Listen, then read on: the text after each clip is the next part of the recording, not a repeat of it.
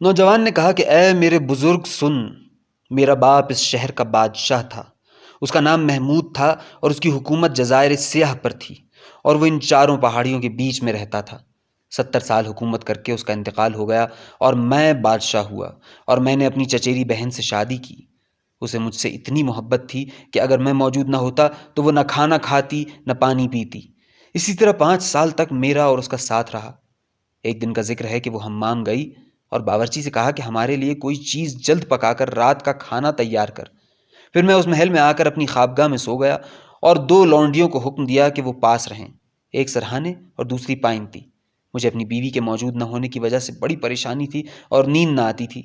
ہاں، میری آنکھیں تو بند تھیں مگر روح بیدار تھی۔ اب میں کیا سنتا ہوں کہ سرہانے والی لونڈی پائنتی والی سے کہہ رہی ہے کہ اے مسعودہ، مجھے اپنے آقا اور اس کی جوانی پر ترس آتا ہے۔ اسے ہماری مالکہ سے خدا اس رنڈی پر لعنت بھیجے، کیا نقصان پہنچ رہا ہے؟ اس نے کہا کہ ہاں، خدا کی مار ہو دغاباز اور زانی عورتوں پر، وہ ہمارے آقا اور اس کی جوانی کے قابل نہیں، وہ ہر رات باہر سوتی ہے۔ پھر سرہانے والی لونڈی نے کہا کہ معلوم نہیں کہ ہمارا آقا گونگا ہے یا اس پر جادو ٹونا کیا گیا ہے کہ وہ اس سے باز پرس نہیں کرتا۔ اس پر دوسری لونڈی نے کہا کہ چل چپ ہو، وہ ہمارا آقا ہے، یا تو وہ سب کچھ جانتا اور یا اس نے اسے اختیار دے رکھا ہے۔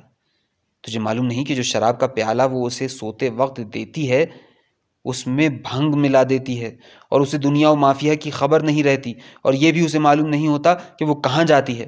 شراب پلانے کے بعد وہ اپنے بہترین کپڑے پہنتی اور عطر لگاتی ہے اور اس کے پاس سے چلتی ہوتی ہے اور تڑکے تک غائب رہتی ہے۔ جب وہ واپس آتی ہے تو اس کی ناک میں کسی چیز کی دھونی دیتی ہے اور وہ جاگ اٹھتا ہے۔ جب میں نے لونڈی کو یہ کہتے سنا تو آنکھوں کے آگے اندھیرا چھا گیا، لیکن مجھے اس کا یقین نہ آیا، یہاں تک کہ دوسری رات ہوئی اور میری چچیری بہن حمام سے نکلی۔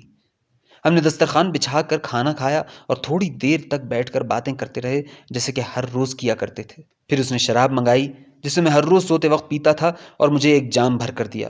میں نے اس پر یہ ظاہر کیا کہ میں ہر روز کی طرح پی گیا، مگر میں نے اسے گریبان میں انڈیل لیا اور فوراً لیٹ گیا اور سٹی مار لی۔ اس نے کہا کہ رات بھر سوتا رہیو اور ہرگز مت جاگیو۔ خدا کی قسم، مجھے تجھ سے اور تیری صورت سے نفرت ہے اور میں تیرے ساتھ سونے پر لات مارتی ہوں۔ نہ معلوم خدا کب تیری روح قبض کرے۔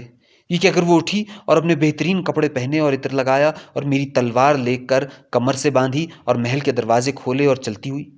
میں اٹھا اور اس کے پیچھے پیچھے ہو لیا اور محل سے باہر آیا۔ وہ شہر کے گلی کوچوں میں ہوتی ہوئی شہر کے دروازے پر پہنچی۔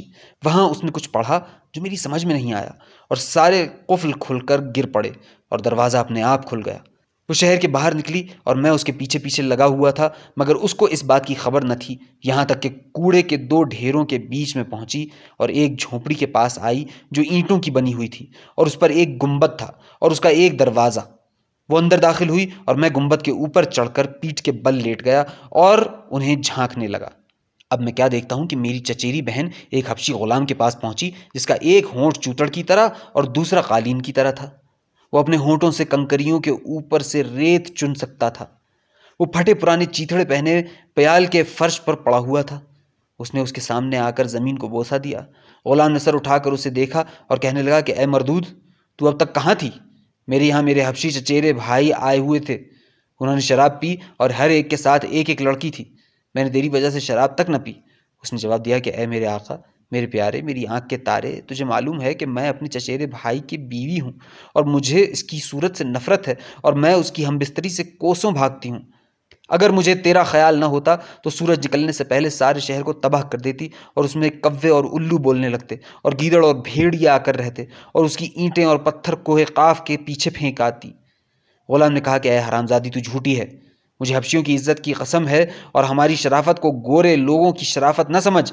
اگر آج کے بعد تو نے اتنی دیر لگائی تو ہم بستری تو درکنار، میں اپنے جسم کو تیرے جسم سے مستک نہ کروں گا۔ اے حرامزادی، تو میرے ساتھ آنکھ میں چولی کھیلتی ہے اور ہم سے اپنی شہوت پوری کراتی ہے۔ اے مردار، اے کتیا، اے ذلیل ترین گوری۔